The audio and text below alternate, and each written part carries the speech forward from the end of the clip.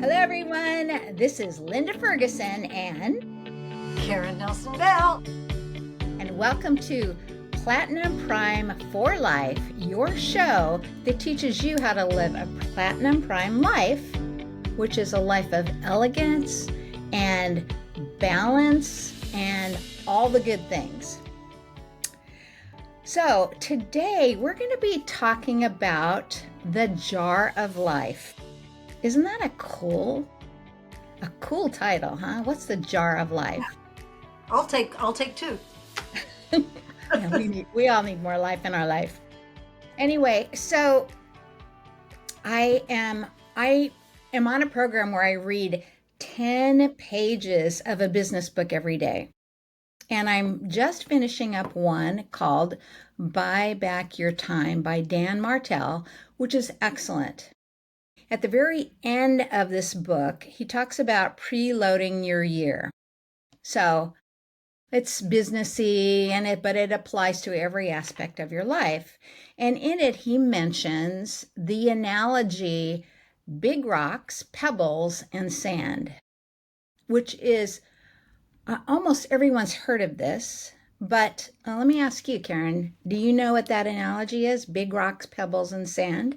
Yeah, when I learned it a long time ago from Robert Allen. I would say I learned it in about 25 years ago. And he didn't call it by that name because if you called it by that name, you could maybe guess the outcome of the experiment. He just called it big rocks, and so I learned it as big rocks.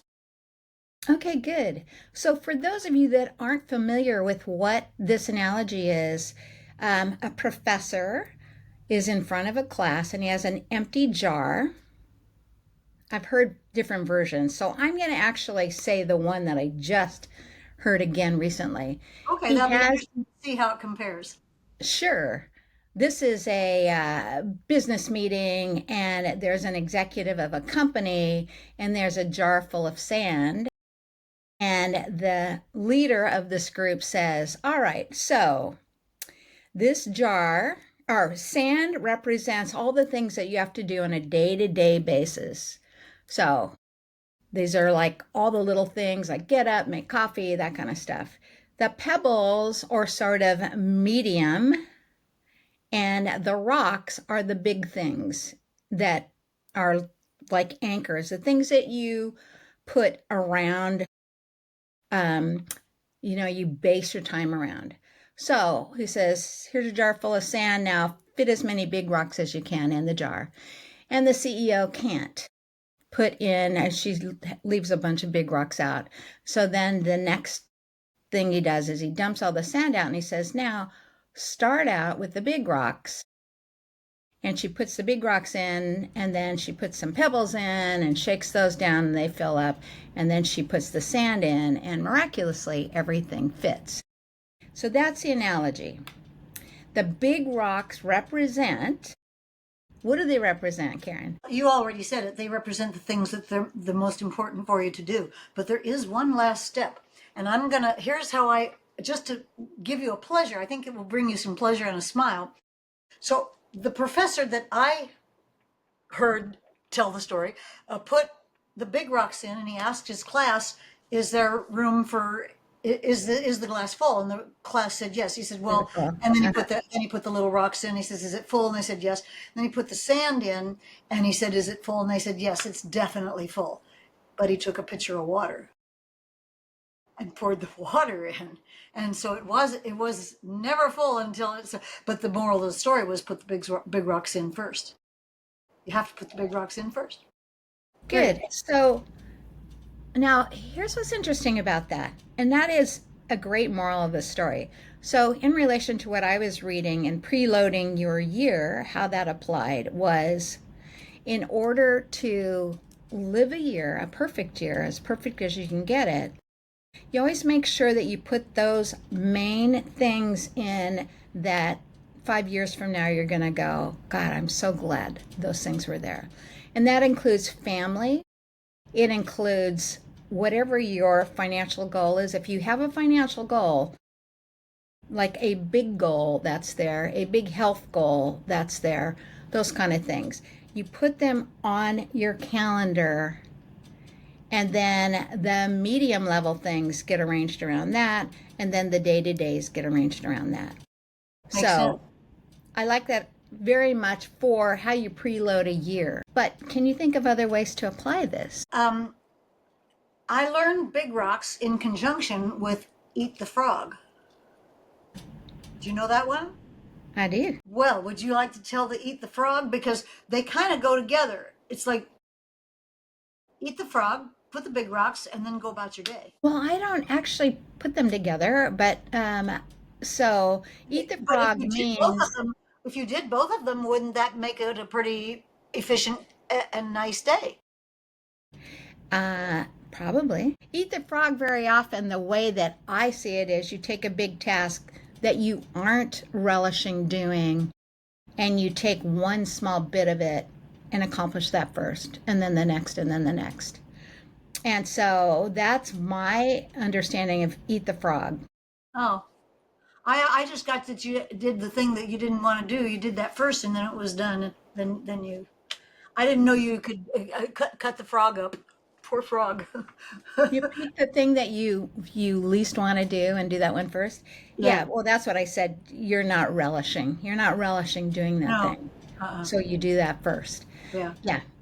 Um, and then I'm going to give you a little bit of I looked at just how people were applying it in life, stories around it, and then how it applied to me. But the stories around it was there was a person who said, I'm going to embrace this like fully. That's how I'm going to do things. And so she always looked at her big rocks first, then her medium size, and then her smallest. And she said, what happened to me, and this resonated with me, so this is why I'm bringing it up, is I never had enough time to do everything in a day. So all those little the smallest tasks started piling up, and they became a really big problem for me. And so I wound up being overwhelmed when I just stuck to straight big rocks, pebbles, and sand. And I went, yes, that's exactly what happens to me. What are those things that are incomplete that I should be doing, but I just don't get to it because whatever, one of those big steps took far longer to accomplish, or there were unexpected things in my life that I never got to. So, what do you think of that, Karen? Well, I thought up an answer that is a little different because you asked for a story or an example, Yeah. and as you know, I wrote Nothing Down for Women, and it's not easy to write a book. Now, maybe somebody today will tell you it is because of AI and how much easier it is. But even if you're using AI to help you edit or to help you plan or whatever, if you're really writing the book and you're not just cheating and having AI write it for you, it's time consuming, and and you'll never get it done if you don't carve out a big rock space for that. If that's a big thing and you really want to write a book, because I'm writing one right now, finally came up with a subtitle, which I'll tell you, maybe I'll tell you while we're talking here. Anyway, I'm writing Super Senior. The only way I can write a book is if I write before I get out of bed. I have to write something. It does. I don't have like a time level. Like I've heard of authors saying they write for an hour. Right. No less. I don't really do that. I write until I don't have any thoughts that need urgently to get out. But then the other thing is that I had a huge goal to accomplish my mantra of being healthy, strong, fit, and trim with boundless energy for all my days, enabling me to live a purpose-driven life.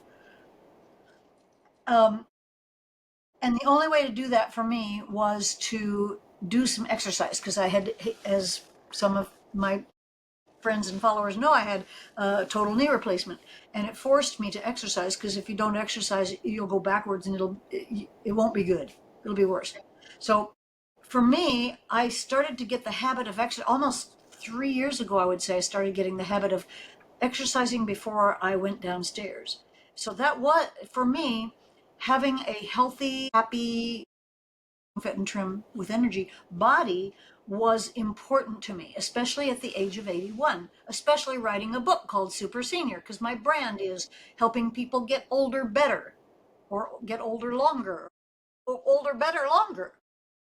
And so that was important. And so I had to do it before I could go downstairs and answer phone calls and texts and play around on Facebook. Now Facebook is a job for me in a way, because it's how I connect with my audience. But still, I have to do these other two things before anything else. So those are my big rocks. But I don't.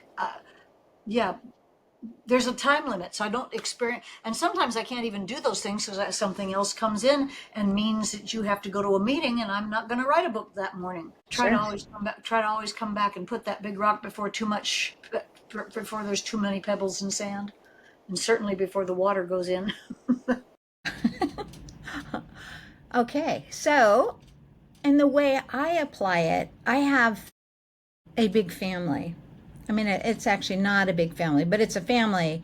And I prioritize being a mother and a wife. Yeah. And those things are really, really important to me. And making memories that go with those things that I derive such pleasure out of.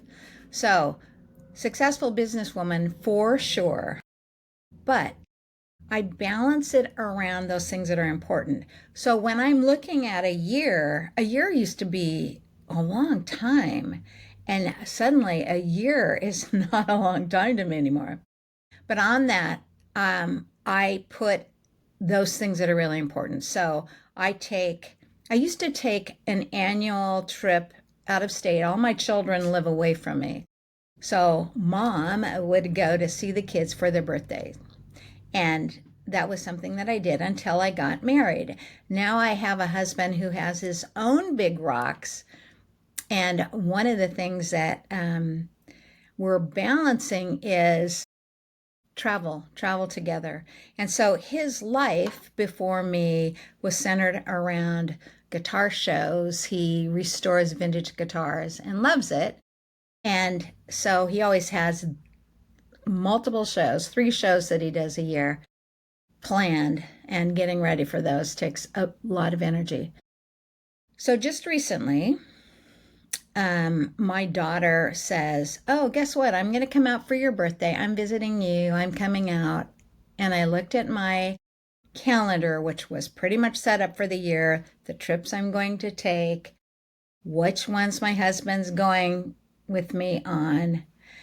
And I had to do a whole lot of shifting around while not forgetting the other big rocks in my life, which is growing a business that is actually doing really well now and continuing to grow. It's a newer business for me. And so that one, Secure Financial Services, continues to get better and better and better. But that takes a lot of energy. Me working on sleep, that takes a lot of energy. That's a daily big rock for me. And then how do I accomplish all my financial goals, my business goals, my relationship goals with my husband, who I adore, and with my children and my friends and my church, and I sing. Balancing all those continues to be a what are the priorities and how do they all fit in my jar of life? My jar of life, which is very different than your jar of life, Karen. I was just thinking about that. How interesting that is that I also have church and business and finances and these things that and I'm also growing a new business as well. And I guess we have to.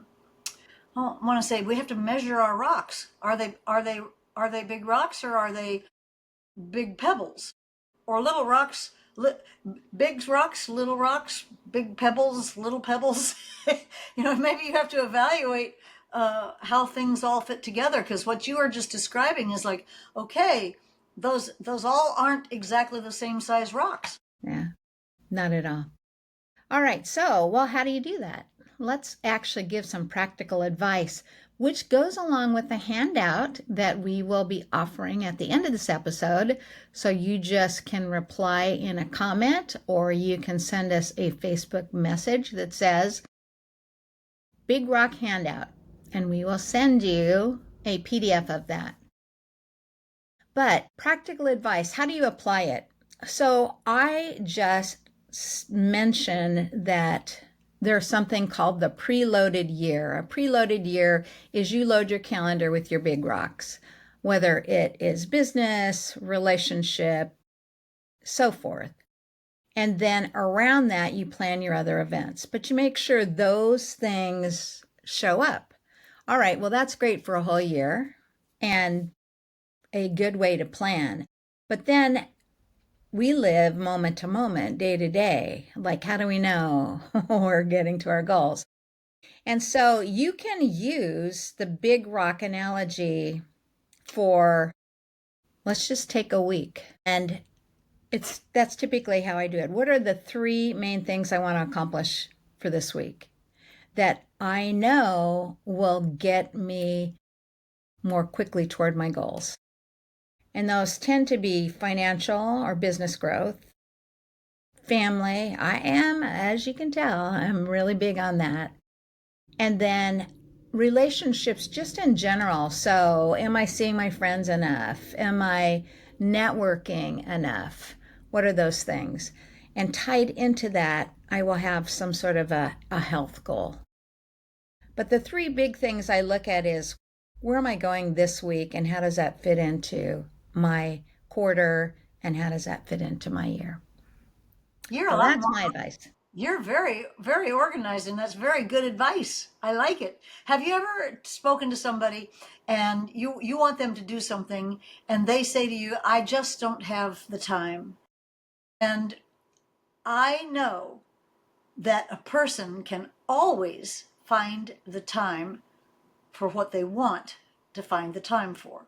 It's like you can always find room for the dessert that you really love. If you don't like cheesecake, you probably don't have room for dessert. But if you love, I don't know, lava cake, then you're gonna find some space, right, for the chocolate lava cake. And the same thing is true with time, is you do find the time for the things that you love. So it's kind of a toss up between finding the times for the things that you love and finding times for the things that you don't love. Because I don't. Some people love writing. I've known authors who love to say, I don't love sitting down to write. I love I love the result of what happens when I write, but the act of writing, I have to kind of make myself do it. So for me, it's like, okay, well, the big rocks, I have to measure it against what I want and what I think is good for me. Good.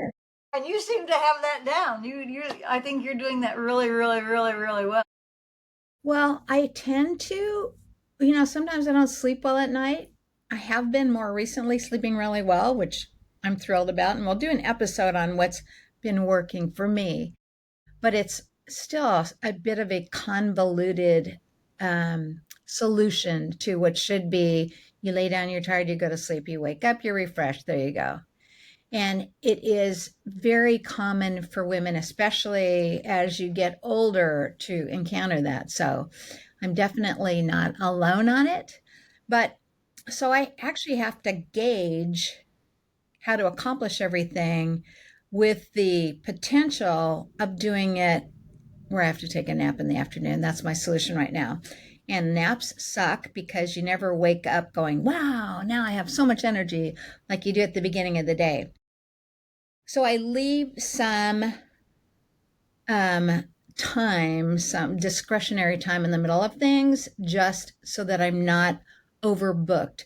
And I think that's actually really important, just life in general, where you look at your big rocks and you make sure those are on your calendar for the week, for the month, for the year, etc., as we talked about.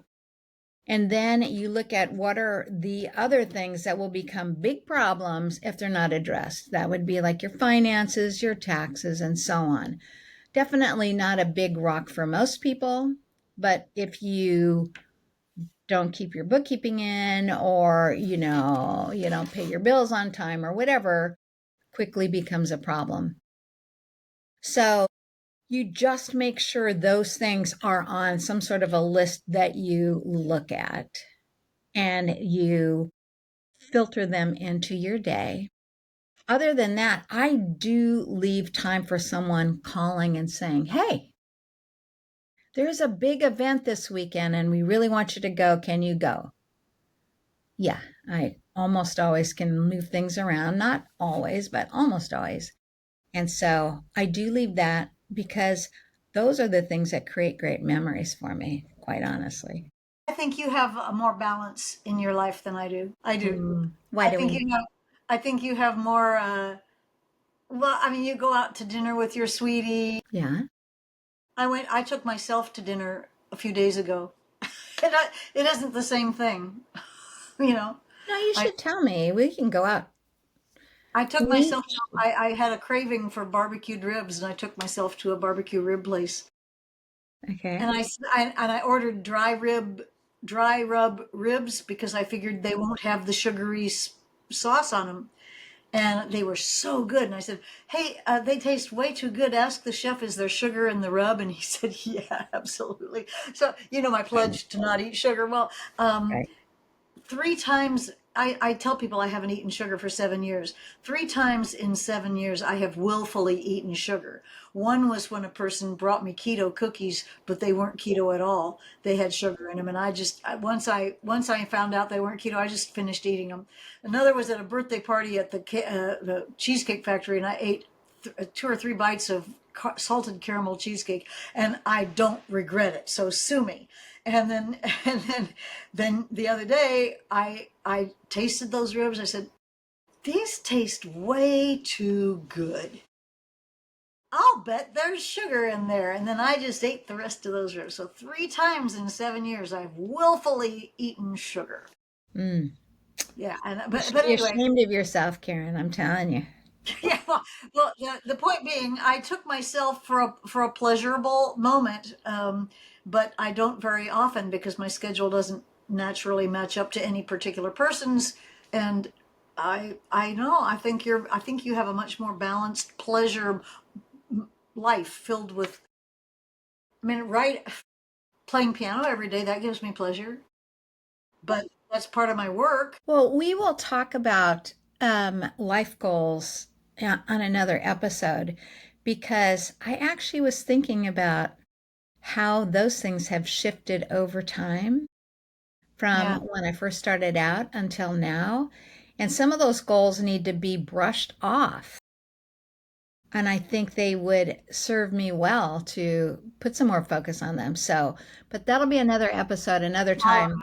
that's good. Well, I've already put in my big rocks today. I wrote a little something, and I did all my exercising. I haven't walked yet, but I'll do that throughout. I do that throughout the day. And I handled an emergency with a flooded kitchen, and the plumber came. So I handled all the big rocks for the day. For good. That is really good. All right. And with that, our big rock for the week, we do this episode once a week, is coming to a close. So, again, we have a download for you. It's the Big Rocks Blueprint Jar of Life. And it's a worksheet that you can just scribble on and, start brainstorming. What are your big rocks? What are Yeah. your pebbles? And what is your sand? And get a bit of a distance between you and what's really important to you, if you haven't already done that. And then play with it. Let it serve you in your life so that you can continue to live a better and better and a platinum prime life. All right. Bye, Absolutely. everyone. Everybody.